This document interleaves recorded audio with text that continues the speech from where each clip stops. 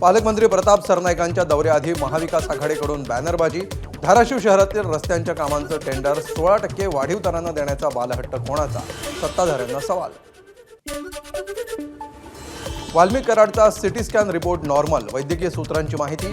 रात्री उशिरा प्रकृती बिघडल्यामुळे जिल्हा रुग्णालयामध्ये सिटी स्कॅनसाठी दाखल करण्यात आलं होतं. कराडला उपचारासाठी ॲडमिट करायचं की जेलमध्ये उपचार करायचे हे तज्ज्ञ वैद्यकीय समिती ठरवणार.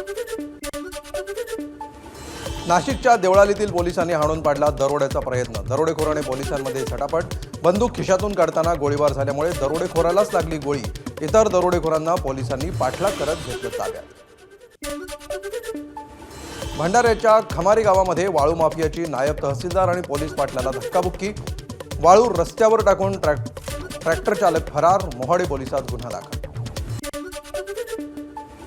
हार्बर मार्गावर एसी लोकलच्या 14 फेऱ्या.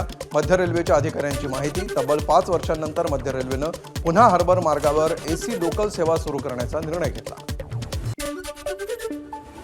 पावसाळापूर्व काम करण्यासाठी पुण्यातील 61 ठिकाणचे रस्ते बंद राहणार. शहरामध्ये पावसाळ्यामध्ये पाणी साचणारी 201 ठिकाणं महापालिकेनं शोधली असून आवश्यक नियोजन पालिकेकडून सुरू.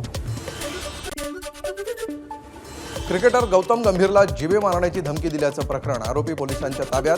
आरोपी गुजरातचा रहिवासी असून आरोग्याच्या समस्यांनी तो त्रस्त असल्याची माहिती.